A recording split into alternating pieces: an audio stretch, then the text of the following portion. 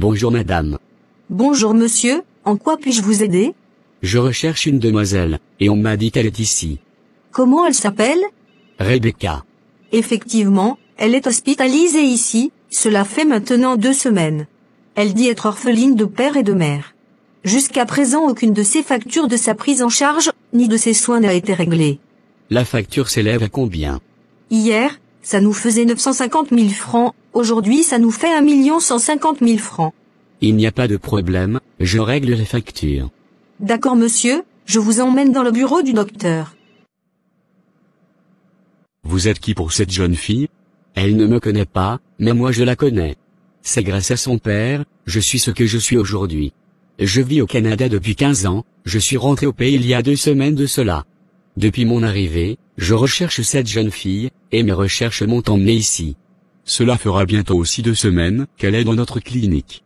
Elle a fait un accident et on devrait l'opérer, nous l'avons fait grâce à Dieu, elle commence à se rétablir. Seulement depuis lors, aucun de ses parents n'est venu lui rendre visite. Il y a un homme qui s'est présenté comme son fiancé, depuis qu'il a quitté la clinique il n'est plus revenu. Toutes nos tentatives pour le joindre pour avoir son autorisation avant de l'opérer, ou pour régler la facture ont été vaines. Son histoire m'a beaucoup touché.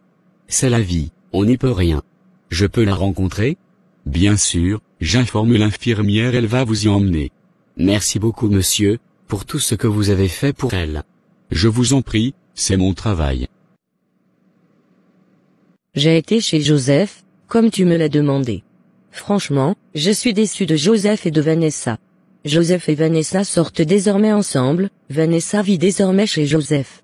C'est vrai ce que tu me racontes? Pourquoi vais-je te mentir?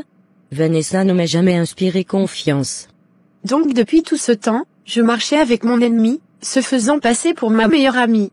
On ne finira jamais de connaître l'être humain. Mais je laisse tout dans les mains de Dieu.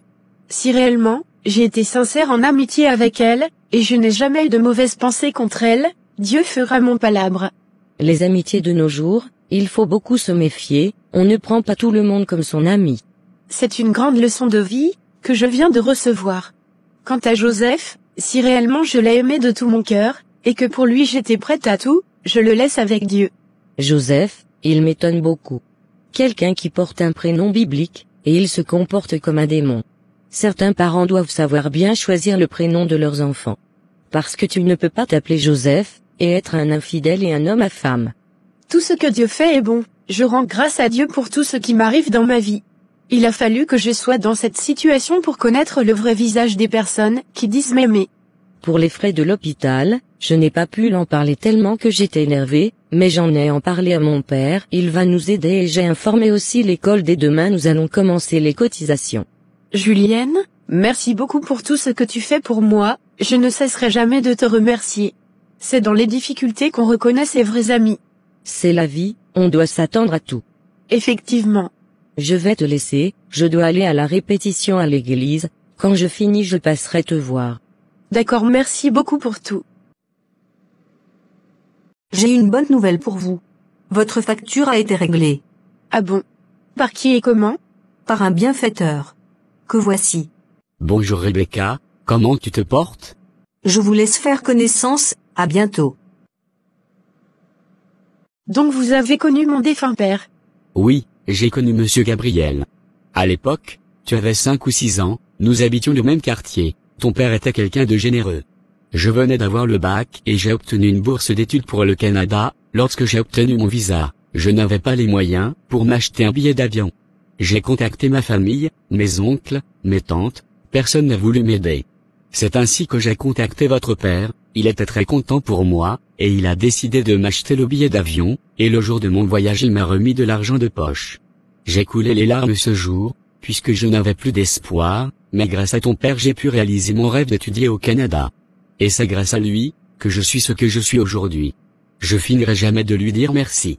5 ans plus tard, j'avais obtenu mon diplôme, je suis revenu pour les vacances, je suis allé dans notre ancien quartier, et on m'a fait savoir que ta mère et lui sont tous restés dans un accident de la circulation, et que toi tu vivais désormais avec ton oncle. Effectivement, je vivais avec mon oncle, mais lui et sa femme me maltraitaient, j'ai dû quitter chez eux pour me louer une chambre.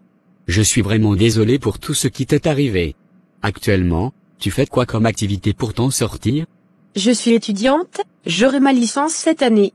Je suis vraiment fier de toi, malgré tout ce que tu as traversé. Tu n'as pas abandonné tes études. Le rêve de mon père était que j'étudie et que je sois une grande dame plus tard, c'est ce que je fais, et je sais de là où il se trouve, il est fier de moi.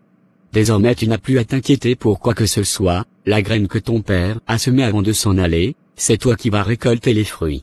À ta sortie d'ici, je t'offrirai une nouvelle maison, une voiture, et l'une de mes entreprises qui sont au pays, et si tu vas aller continuer tes études en Europe ou soit en Amérique tu me le diras. Vous êtes vraiment au sérieux? Bien sûr, tu mérites plus que ça, ton père m'a aidé à réaliser mon rêve, à mon tour, je vais t'aider à réaliser son rêve, qui était de te voir devenir une grande dame. Merci beaucoup monsieur. Je suis tellement contente. Je vous en prie. Dans cette vie, le bienfait n'est jamais perdu.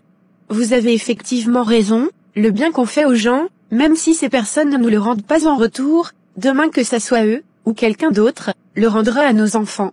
Justement,